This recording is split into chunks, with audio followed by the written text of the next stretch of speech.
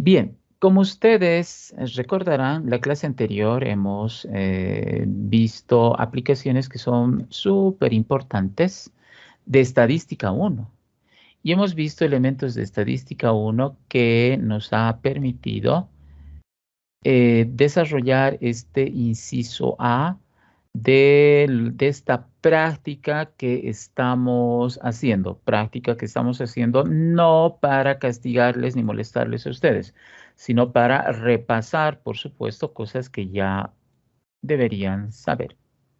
Y como ustedes han visto, hemos realizado el análisis exploratorio de datos con esta variable.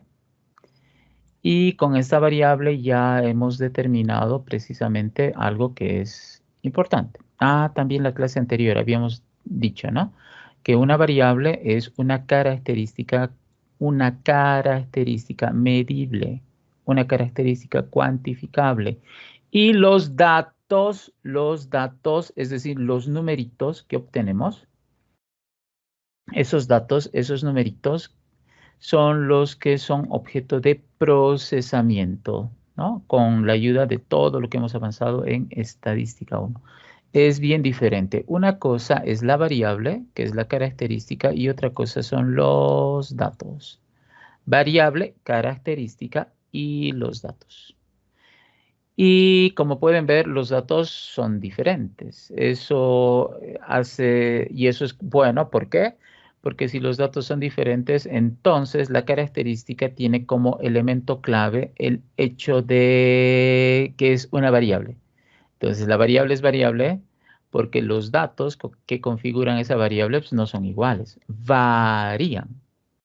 Y lo que nosotros tenemos que hacer ante esta variación es precisamente entender el comportamiento de la variable a través de los datos y este análisis básico que hemos hecho el día viernes, porque es el análisis más básico que se puede hacer, en el que está involucrado los temas 1 y tema 2 y tema 3 de lo de estadística 1. Tema 1, el hecho de definir correctamente lo que es una variable, lo que es un dato, lo que es una población, lo que es una muestra, cosas que hemos hecho el día viernes.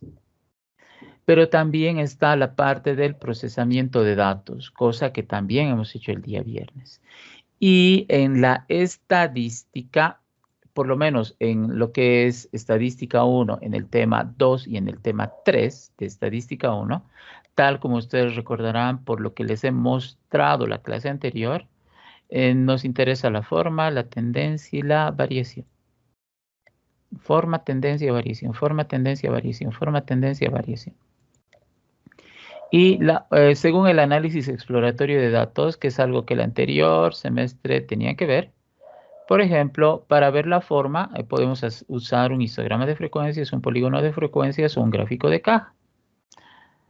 También para ver la forma podemos utilizar un índice de asimetría de Fisher, de Pearson, ¿listo? Que son los más usados. Seguramente por lo que estoy hablando, ustedes ya estarán recordando. Pero ojo, índice de asimetría, no coeficiente de correlación. Eso es otra cosa.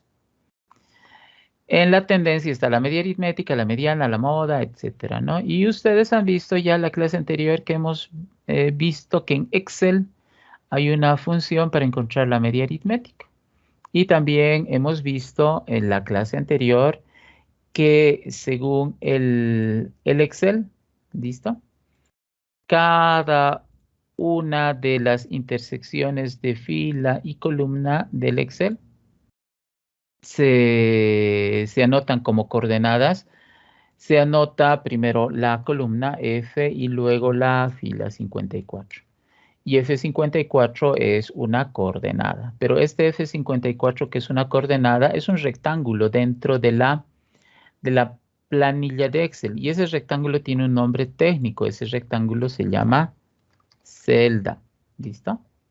Entonces F54 es la dirección o son las coordenadas de una celda. Ahora, esa celda F54, que sería esta de aquí, ¿qué contiene? Pues contiene información. En este caso contiene un dato. Vale 50.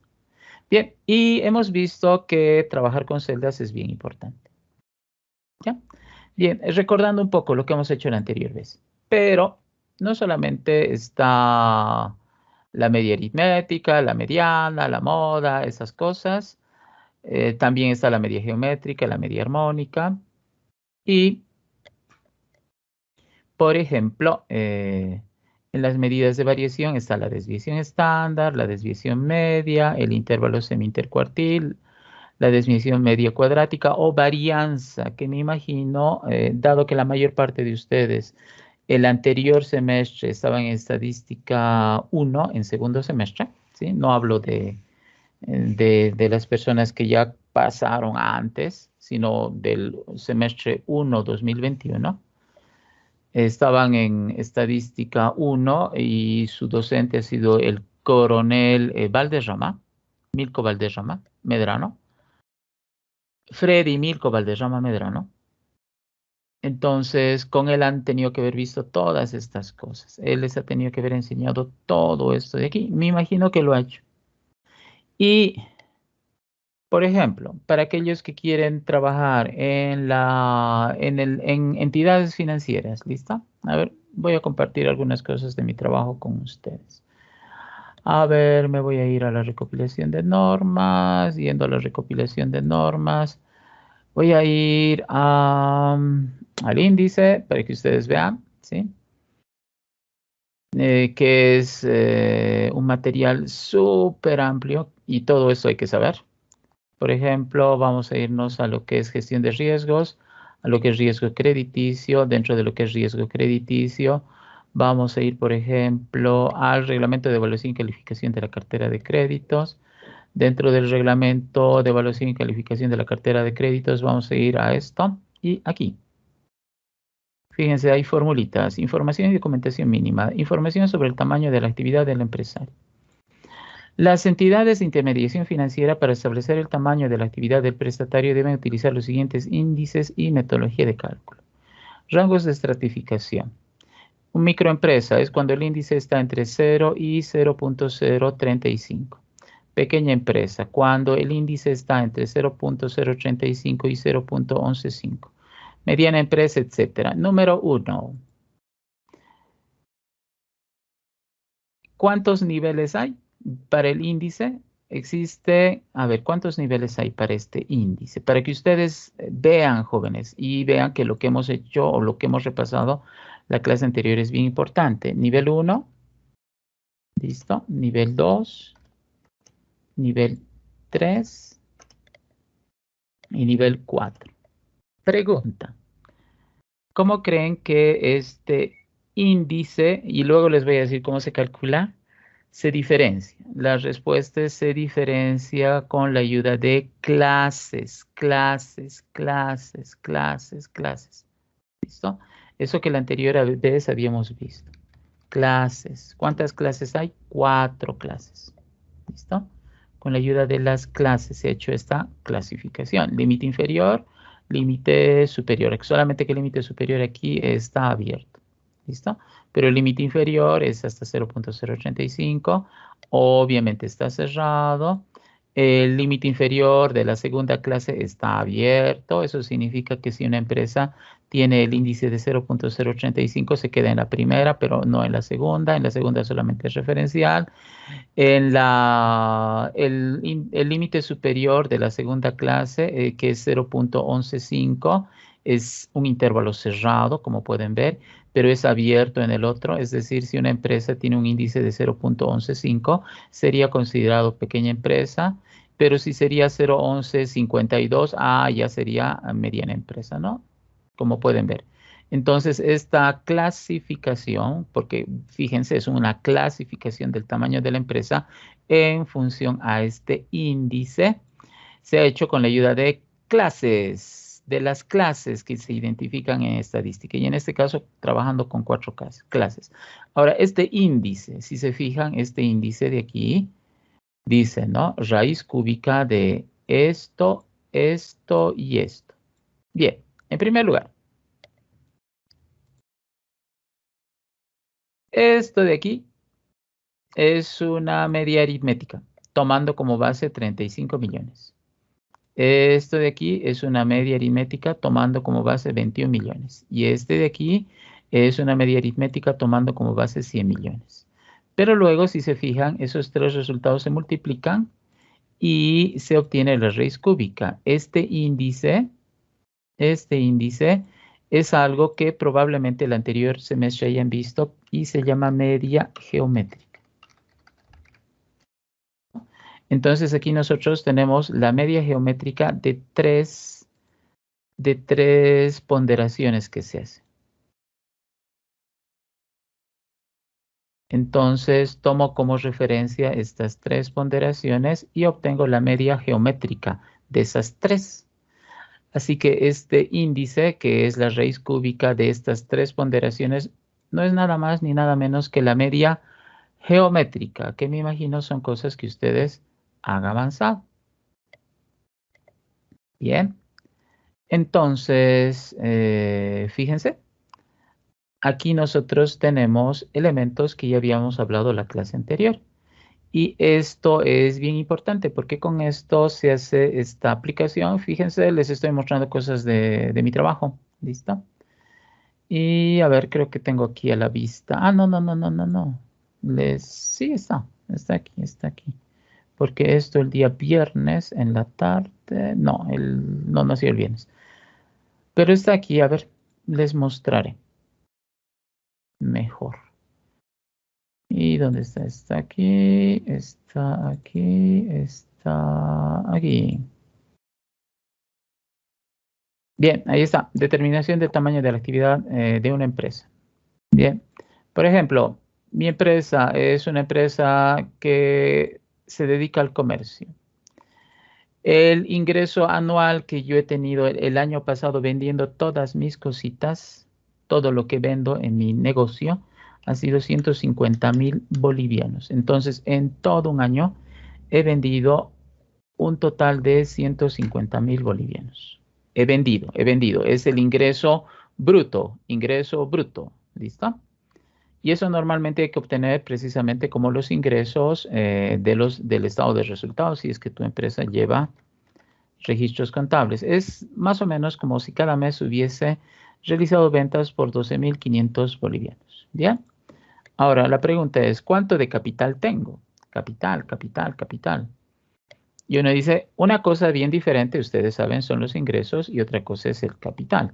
Supuestamente debería irme al balance general. Aquí dice, es el total del capital. Tienes que irte, es el total del capital social del balance general.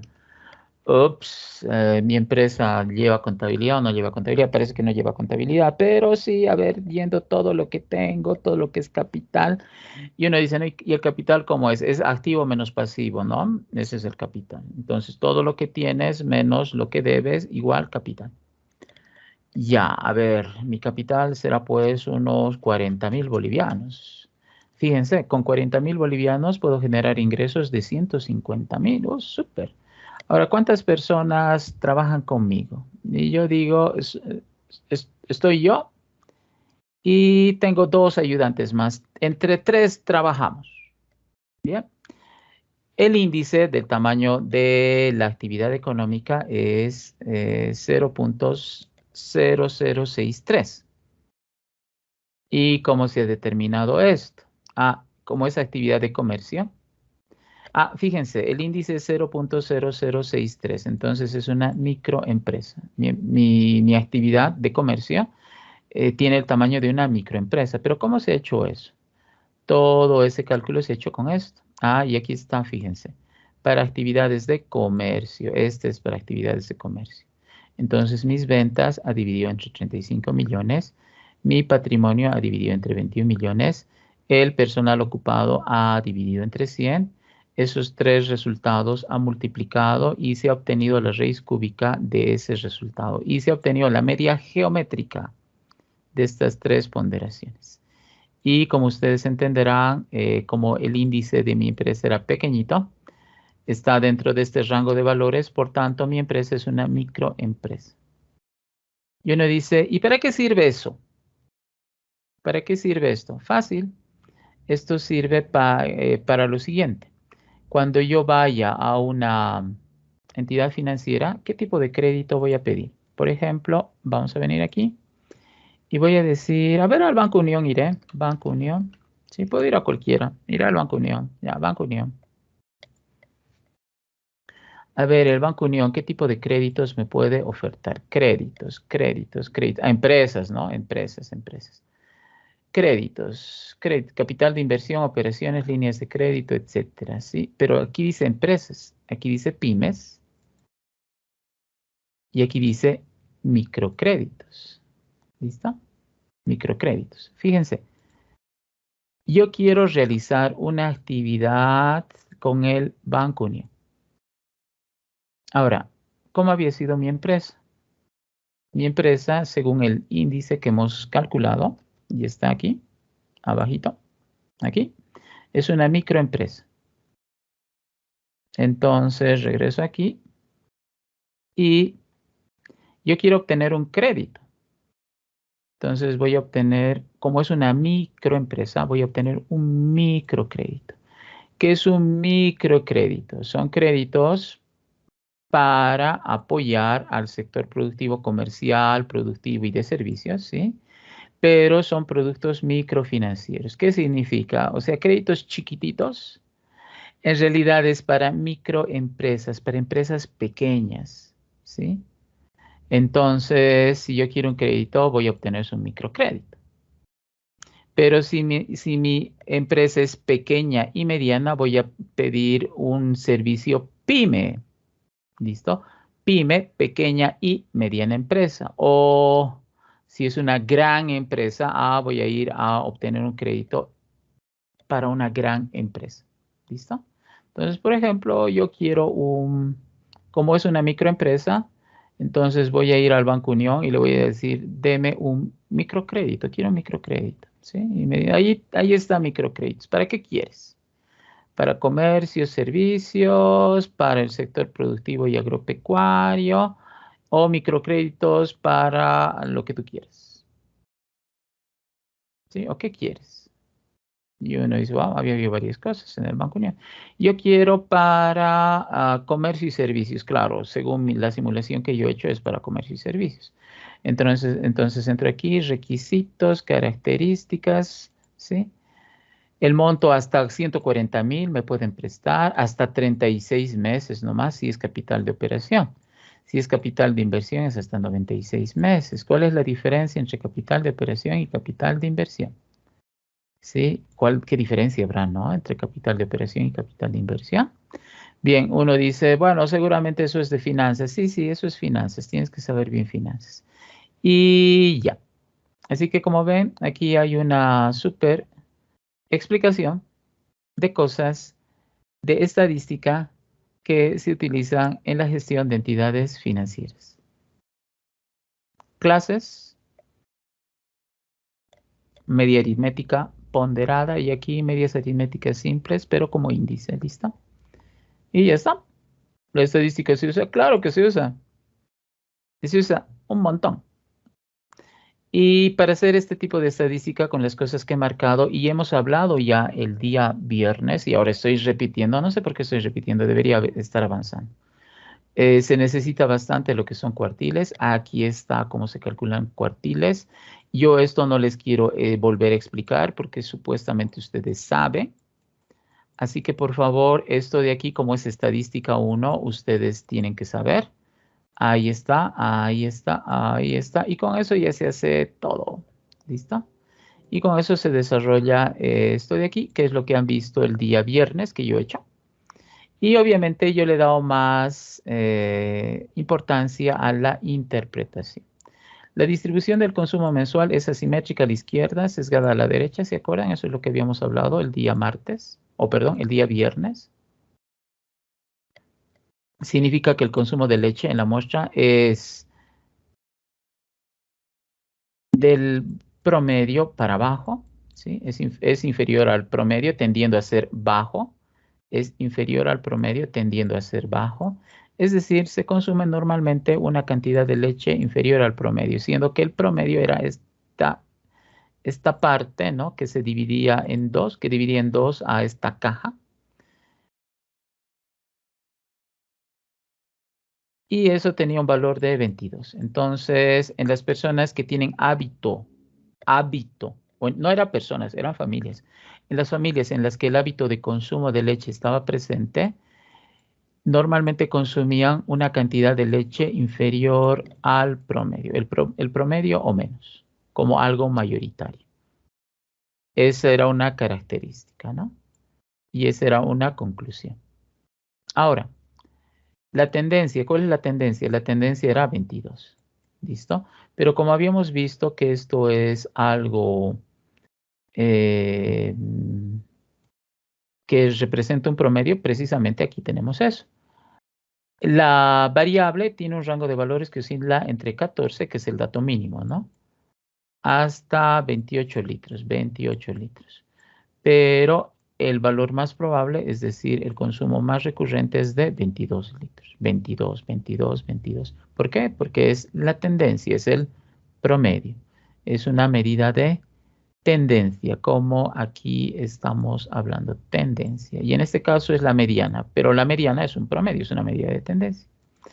Bien, y el consumo es, todos consumen lo mismo, todos consumen 22, ¿sí? Como pueden ver aquí el 22 está remarcado. Todos consumen 22, pregunta, no, varía. ¿Y en cuánto varía el consumo?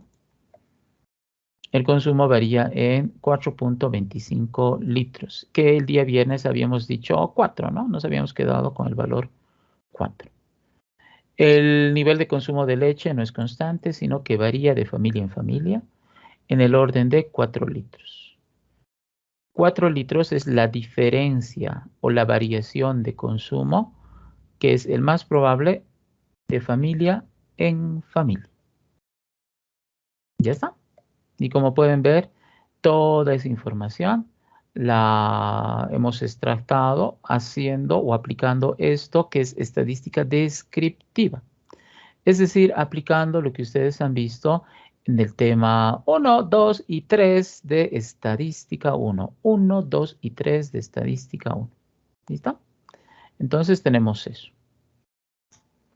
Por favor, en este punto yo les voy a pedir a todos los que están aquí que lo que han visto en estadística 1 repasen muy bien, porque es prerequisito para estadística 2. Ahora estamos haciendo un repaso de lo que han visto. Sin embargo, como ustedes se dan cuenta, yo estoy haciendo un repaso más aplicado. Y ese repaso más aplicado indica que todo lo que es cuestión de cálculo se los dejo a ustedes, porque eso es algo que han aprendido el anterior semestre. Y todo eso necesitamos sí o sí, como prerequisito. Por favor, hágame caso. No es un chiste lo que estoy diciendo, es muy importante. Y ustedes tienen que tener todos esos conocimientos porque han avanzado. Todo eso, supuestamente. Todo eso han estudiado y de eso han dado examen y han aprobado y por eso están en este curso. Por favor, disculpen si soy muy molesto con esas cosas, pero es súper importante. ¿Listo? De verdad, es muy, pero muy importante. Entonces, yo les pido que su cuaderno de estadística 1 o los apuntes que tenían en estadística 1, pues los retomen, repasen por favor, porque es súper importante. La estadística es clave en la formación del ingeniero comercial. De eso nunca me voy a cansar de decir. No se olviden, ustedes están estudiando ingeniería comercial para ser ingenieros comerciales y vivir de esa profesión el resto de sus vidas. Esto no es un chiste, jóvenes, no es colegio, esto es universidad. Y la formación que ustedes reciben aquí es la formación para adquirir una profesión y profesión que les va a servir después para defenderse en la vida, cuando sus papás ya no los mantengan o cuando sus papás ya no estén, porque tal vez fallezcan, ¿listo? Entonces, ¿qué va a pasar si eso ocurre? Ustedes tienen que valerse por sí mismos, ¿sí? Ya son mayores de edad, ¿listo? Y se supone que son súper responsables y ahora se están formando porque sus papás se están rajando y les están permitiendo a ustedes la posibilidad de obtener una profesión. Y esa profesión, obviamente, además de hacer sentir orgulloso al papá no le va a servir después. Al único que le sirve después la profesión es al hijo, es decir, a ustedes. El papá se va a sentir feliz, se va a sentir orgulloso. Va a decir, mi hijo es profesional, mi hijo es ingeniero. ¿Sí? Pero al que le sirve es a ustedes. Estudien bien, no estudien solo por aprobar. Y espero que haber elegido estudiar ingeniería comercial haya sido una excelente decisión por parte de ustedes. Y si hay alguien que se está arrepintiendo, no sé. Pero estudiar una profesión es por vocación, no es por obligación. ¿Sí? Uno estudia lo que quiere, porque de esa profesión van a vivir. Y uno dice, no, pero mi papá me ha obligado a estudiar eso. Habla bien con tu papá o con tu mamá, ¿sí? Pero lo que están estudiando para ustedes es algo que va a marcar o está marcando, ¿sí? Toda el resto de su vida. Así que, por favor, espero que hayan elegido bien estudiar ingeniería comercial. Y por favor, cuando estudien ingeniería comercial, no se conformen con poco, no se conformen solo con estudiar para aprobar. Estudien para aprobar, pero estudien para conocer y dominar muy bien algo que les va a servir en su vida profesional. Esto sirve para hacer estudios de mercado. Ejemplos, el día viernes les he mostrado un ejemplo de un trabajo de grado, ¿sí? De alguien que es el mejor alumno de la carrera. Y por ejemplo, ahora les voy a mostrar otro trabajo de grado.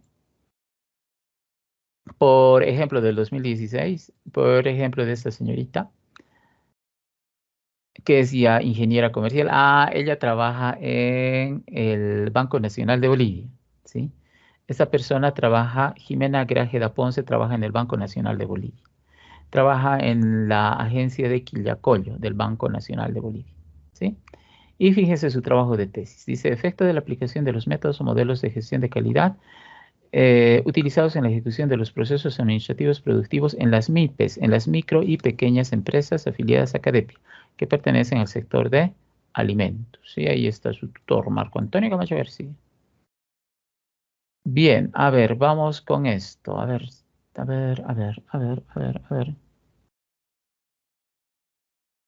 ver, vamos a ver algunos resúmenes ya de este trabajo de tesis. Por ejemplo, este tipo de gráficos, este gráfico se llama gráfico de anillos, pero es lo mismo que el gráfico de sectores o el gráfico de país. Y eso han aprendido en estadística 1 en el tema 2, ¿no? Este de aquí se llama un gráfico de la telaraña o gráfico de telaraña. También es parte del tema 2 de estadística 1, etcétera. ¿Sí? Entonces aquí tenemos cosas de estadística 1 y aquí vamos a ver algo que es bien bueno, que es demostración de hipótesis. Y aquí, por ejemplo, aquí tengo un intervalo de confianza para las personas que han cursado estadística 2. Y ustedes han visto que este intervalo de confianza hemos hecho. Intervalo de confianza. ¿Sí? Entonces ahí tenemos un intervalo de confianza. ¿Qué más? Esto es algo de estadística 1 del tema 2, pero ahí estaba un intervalo de confianza. Y a ver, ya ahí siguen esos gráficos de telaraña. Y aquí tenemos una relación entre el nivel de mejora de los procesos administrativos y el nivel de mejora de los procesos productivos. Y podemos ver que parecería que hay una relación directa. Mientras las empresas mejoran cada vez más sus procesos administrativos, resulta que también van mejorando sus procesos productivos. Y aquellas empresas que tienen un nivel de mejora bajo en sus procesos administrativos, también será bajo en sus procesos productivos. Es decir, aquí parece que esto es una nube de puntos, ¿sí? Aquí dice, ¿no? Las empresas que mejoran sus procesos administrativos también logran mejorar sus procesos productivos y viceversa.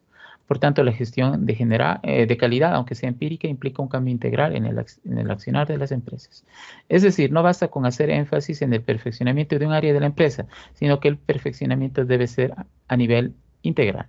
Ese es el coeficiente de correlación de Pearson. ¿Listo? Esta R de Pearson, que tiene esto, y como ven es significativo.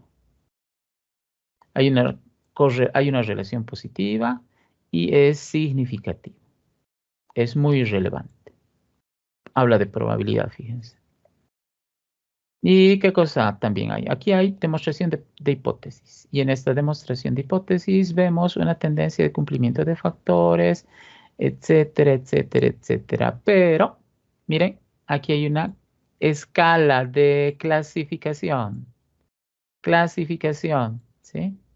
Y esta escala se ha hecho con puntaje Z, Z, para los de estadística 2 con Z, Z, ¿listo? Z. Y con la escala, se ha creado una escala Z, que es esto, y en base a eso se ha creado estos grupos de clasificación. Aquí ya no se están usando clases o tamaño de clases, sino es una escala de clasificación utilizando puntaje Z en consideración a cuántas desviaciones estándar había. Y ahí está. Y ahí está esa clasificación y demás. Entonces, los métodos o modelos de gestión de calidad utilizados en los procesos administrativos productivos de las MIPES afiliadas a Acadepia que pertenecen al sector son de tipo no formal y se basan fundamentalmente en la experiencia de trabajo acumulada en el tiempo y el buen criterio de los administradores de estas empresas, siendo que su efecto ha sido moderado en cuanto a la mejora de los procesos de trabajo. ¿Y por qué ha sido moderado? Porque aquí vemos que es M- lo más frecuente. Y M- es, según esta escala, un nivel medio de tendencia, un nivel medio con tendencia a ser bajo. Entonces es moderado, pero con tendencia a ser bajo. M-. Ya está. Y como ustedes han podido ver, estadística aplicada a la ingeniería comercial, como tiene que ser. Estudiante Gólico, ¿estás en sala? Tercer aviso, Gólico. Gólico, estudiante Gólico. Alguien le va a decir a su compañero que 3 veces le he llamado, ¿listo? Y no ha respondido ninguna de las 3 veces. Bien, regresaremos aquí a esta nuestra práctica porque les he mostrado una tesis, pero miren, les he mostrado muchas cosas relacionadas con estadística en el sistema financiero y también les he indicado que una de sus compañeras, bueno, que ya ha salido el año 2016, ¿no? Hace 5 años ya. Es ingeniera comercial y esta persona ya trabaja en el Banco Nacional de Bolivia,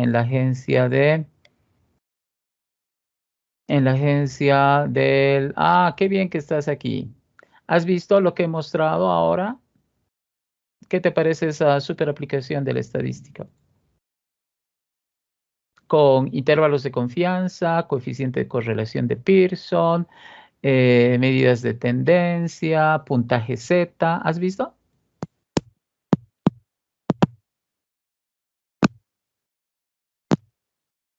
¿Puedes hablar? Parece que no. Pero esa es una muy buena aplicación. Bien, a ver, Ibersuna, Suna, por favor. Gracias, estudiante Guálico. Ibersuna. Suna, Suna, Suna.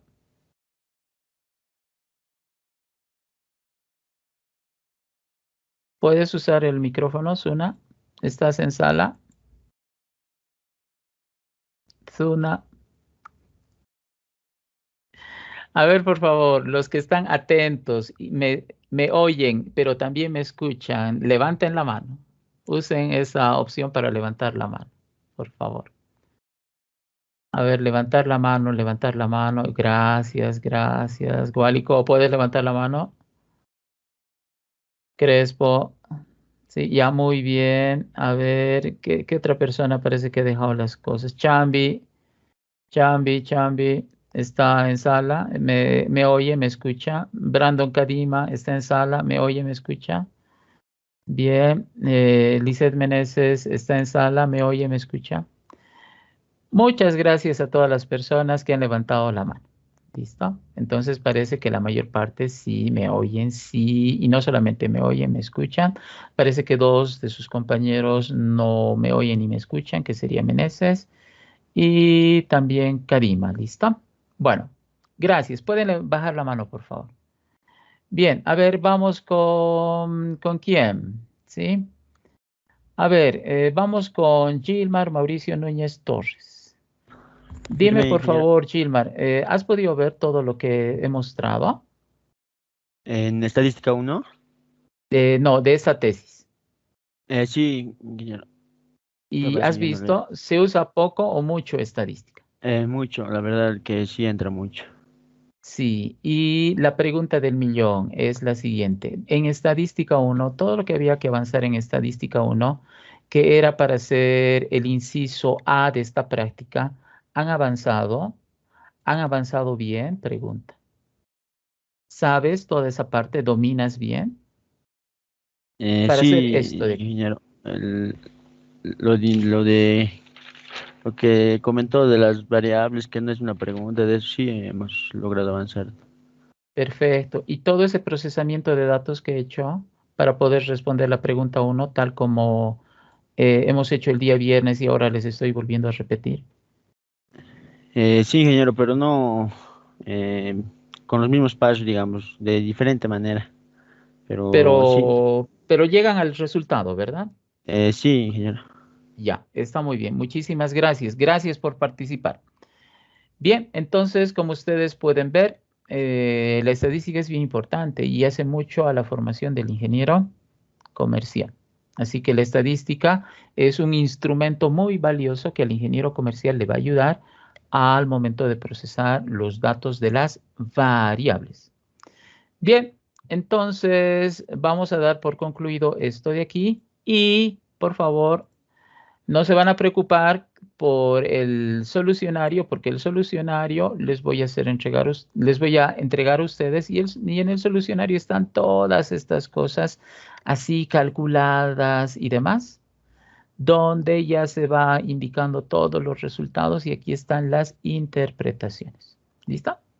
Bien, tenemos que avanzar, ¿sí? Entonces, para avanzar, ya veríamos esta parte de esta práctica y daríamos por bien hecho el inciso A de la pregunta 1, ¿sí? O sea, de este caso, el inciso A ya estaría. Ahora vamos a ver el inciso B, ¿no? Entonces vamos a desarrollar el inciso B. Dice, si una familia estuviese conformada por 7 personas, ¿cuál sería el consumo mensual de leche de esa familia? ¿Cuál será el nivel de certeza de la estimación que se realizaría para esa familia de 7 personas? ¿Cuál será el margen de error esperado? ¿Ya? Aquí hay un problemita. En vez de que sea signo de interrogación de apertura, es signo de admiración. ¿Ya? Bueno, van a obviar ese problemita, ¿listo? Bien, ¿qué me está pidiendo aquí? Me está pidiendo que una familia de 7 personas, ¿qué cantidad de leche consumirá de manera mensual? Y bueno, uno dice, bueno, voy a buscar una de que diga 7 personas y encuentro eso y le digo cuánto consume. ¿Cuál es el problema? No hay 7, ¿sí? Lo más alto es 6. Las familias más numerosas en nuestra muestra habían tenido 6 personas. Pero aquí justo me dice 7. ¡Qué barbaridad! Justo me preguntan de algo que no está en la información. Y ahora, bien, se supone que ahora lo que tenemos que manejar es lo siguiente, ¿sí? Ahora resulta que el consumo de personas por familia, el consumo va a depender del número de personas por familia. Entonces aquí va a haber una causa causa, que es igual al número de personas por familia. Y esa causa va a generar un efecto. El efecto es el consumo mensual de leche, obviamente, o sea, la cantidad. Así que aquí hay algo bien importante. Aquí hay una causa y aquí hay un efecto. Causa-efecto. Si hay una familia, mejor colocar flechita para ver la dirección de ese efecto. Si hay una familia compuesta, en este caso, por 7 personas, esa familia que está compuesta por 7 personas, ¿qué cantidad de leche consumirán de manera mensual? Como ven, aquí tengo una interrogante. Bien, como aquí hay causa y efecto, el anterior semestre el coronel Milko Valderrama les habrá dicho que cuando hay causa y efecto, la causa normalmente se llama variable independiente y se simboliza con X. Y uno dice, pero si X ha sido lo que hemos estado usando para la cuestión de las variables. Sí, correcto. Entonces, eso de identificar a una variable con X sigue bien, o sea, está bien. Pero aquí ahora tiene no solamente se llama variable, ¿sí?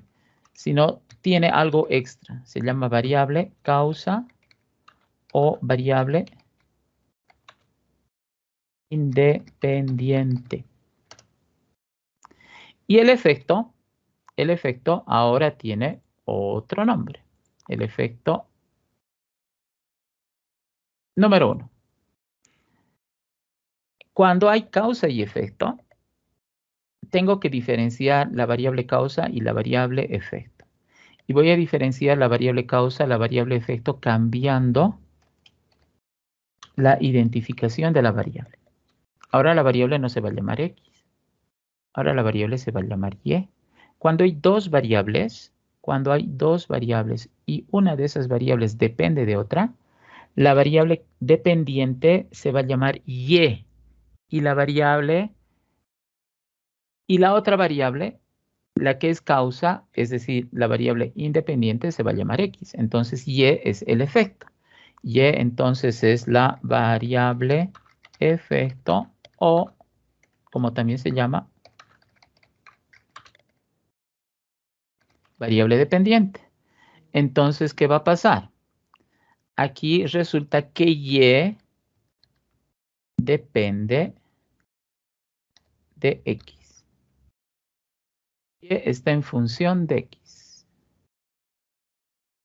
Y está en función de X. Y como ustedes pueden ver, lo que yo debo hacer es un desarrollo de tipo funcional, que tengo que crear una función de causa y efecto. Entonces, función de causa-efecto. Función de causa y efecto se hace en estadística con la ayuda de algo que se llama mínimos cuadrados ordinarios. ¿Listo? Cuadrados ordinarios, o como también se simboliza o se abrevia MCO. ¿Listo? Mínimos cuadrados ordinarios.